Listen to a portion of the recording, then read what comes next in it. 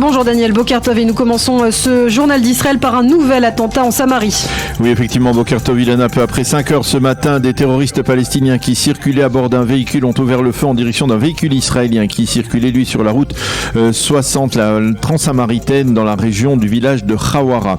Fort heureusement, le conducteur israélien n'a pas été blessé, mais on a retrouvé sur son véhicule 4 impacts de balles. Les terroristes ont réussi à s'enfuir. Tzahal est à leur recherche. Il faut rappeler qu'un attentat semblable s'est produit il y a 10 jours sur la même route à Hawara. Un Israélien avait été alors légèrement blessé.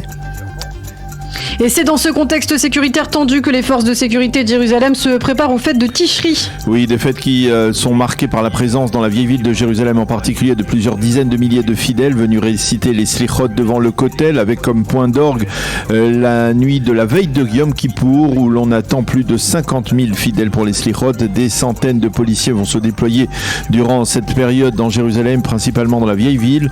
Au sein de la police de Jérusalem, on affirme avoir déjoué 47 attentats terroristes dans la capitale depuis le début de l'année 2022. En perspective des fêtes, la police a décidé de procéder à des arrestations préventives de suspects d'activités subversives.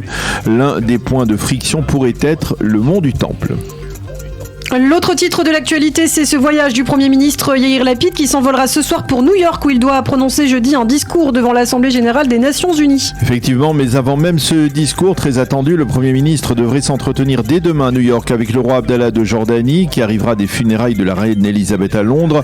Les deux leaders devraient débattre de la situation sécuritaire. Yair Lapid demandera au souverain hachémite justement de tout mettre en œuvre afin de calmer les tensions palestiniennes à Jérusalem et en Judée-Samarie durant donc cette période de fête de Tishri. C'est demain également que Yair Lapid doit rencontrer le président turc Tayyip Erdogan.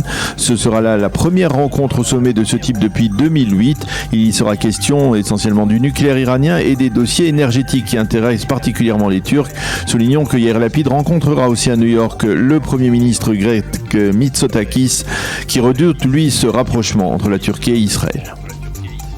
Et au milieu de cette intense activité diplomatique, la Knesset va se réunir aujourd'hui. Oui, à l'ordre du jour, un vote en première lecture sur 2 projets de loi. Un projet de loi de Gideon Sa'ar, le ministre de la Justice, qui devrait permettre de recenser les données de personnes entrant en Israël et quittant le pays. Et un projet de loi permettant de préserver le sperme d'un soldat décédé dans des circonstances tragiques, afin de lui permettre d'avoir une descendance. Il s'agit d'un projet de loi déposé par les députés Haozer et Golan. Il faut souligner qu'à cette occasion, les députés Yom Tov Kalfon, Sharon Rofé et Ophir et Orna Steckerman prêteront serment de fidélité à l'État d'Israël et à la Knesset qui vivent, vous le savez, ces derniers jours.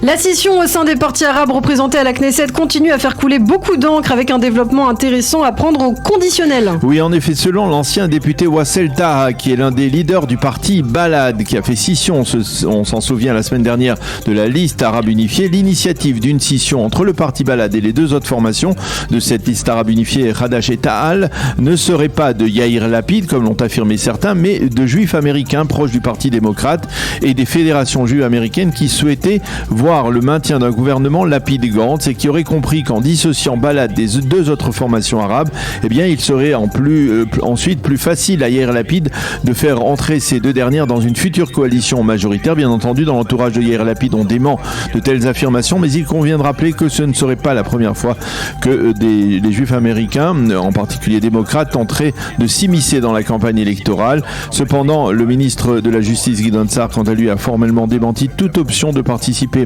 à une coalition dans laquelle Eman Oudeh et Ahmed Tibi siégeraient au lendemain des élections. Pour Gideon Sa'ar, la seule option actuellement est la formation d'un gouvernement d'union nationale. Et puis rapidement pour terminer ce journal, on mentionne bien sûr Daniel les funérailles de la reine Elisabeth. Oui, des funérailles qui débuteront, vous le savez, officiellement vers 13h, heure israélienne, en présence de nombreuses têtes couronnées de nombreux chefs d'État à Londres. Le président israélien Yitzhak Herzog est arrivé dès hier en milieu de journée à Londres avec son épouse Michal. Il a signé le livre de condoléances à Lancaster House. La reine était une leader qui transcende le temps, a écrit le président israélien. Le président et son épouse se sont recueillis pendant de longues minutes devant le cercueil de la reine à Westminster Hall et c'est donc le président qui représentera l'État d'Israël à ses funérailles aujourd'hui.